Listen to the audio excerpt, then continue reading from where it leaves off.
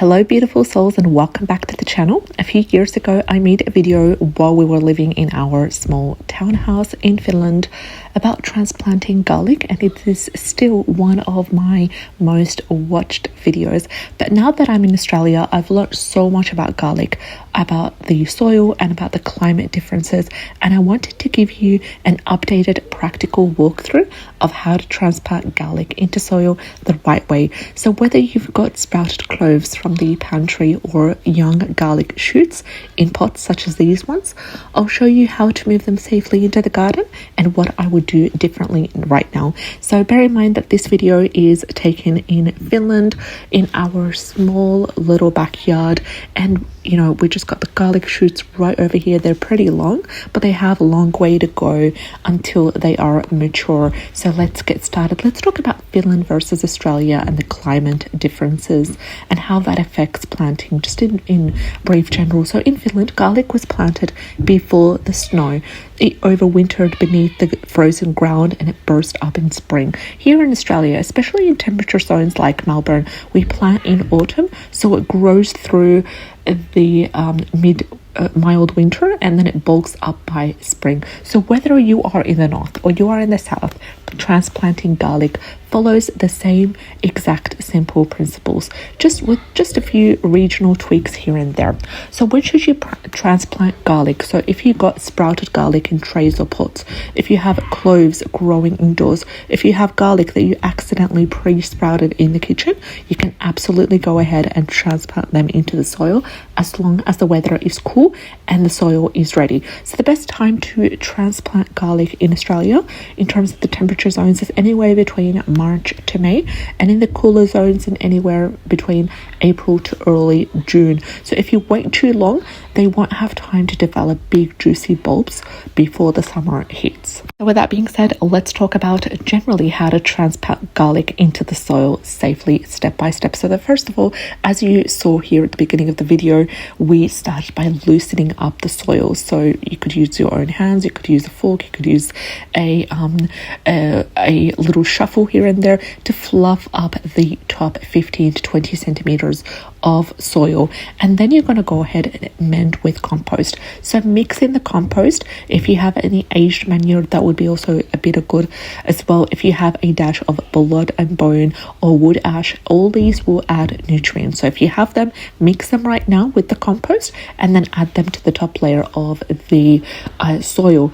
And then step 3, you want to dig individual holes. So keep them about 4 to 5 centimeters deep and then space them 10 to 15 centimeters apart. The next step would be to transplant the garlic gently. So keep the green shoot above the ground. The white part is always below the ground, and please be careful.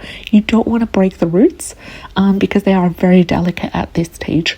Step number 5 is to mulch lightly. Now this is optional, but trust me, it will make the difference. So in this video, while we're doing it in Finland, we were just still beginners in terms of the gardening process, and we were just still learning along the way, and we did not use any mulch, but if I were to do it another time, I would definitely go ahead and just use the mulch. So now when I do this, I would use sugarcane mulch or even shredded leaves if I have them on hand, because what that does is it keeps the soil moist and weed free.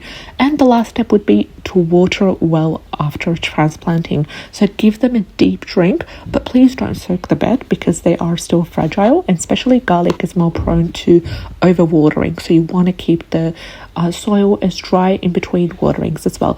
And in Finland, I had to wait for snowmelt. In Australia, we get light rain in autumn, which is absolutely perfect for establishing those roots. So let's talk about some common mistakes to avoid, ones that I did early on in the video, because then again I was still learning along the way, and these mistakes you can easily avoid them.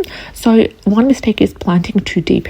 It will definitely lead to rot. Another mistake is transplanting damaged roots. Once you see the damaged roots, it's just not going to work. They're not going to be able to survive. So it's best just to put them in the compost and don't transplant them. Another thing would be overcrowding, because if you're dealing crowding the garlic too close together, it will always lead to small bulbs. And you're actually planting garlic in the first place, the main purpose would be that you would get these really beautiful, juicy, big bulbs. And the last mistake, which is too much water early on. You don't want to water them. They'll just turn soggy. There will be mold. There will be fungus in the bulbs or in the roots, and they just won't survive. So make sure not to water them too much early on. And the lesson from Finland is that what I did is I once planted into cold, soggy soil too early. And then what happened is, unfortunately, I lost half the batch. Now what I do is I always wait for the soil to be just warm enough to hold a crumb. So why do we still grow garlic every single year? So no matter where I live, garlic is always one of the first things I plant. It is low maintenance, it is high reward, and it actually connects me to, just I reckon the fundamentals, the roots of gardening. And my kids love helping me plant it. As you can see here, we have some garlic seeds that we are also looking into replanting. So whether they survive or not, it's still a lovely experience, and my son's joining in along with my husband here.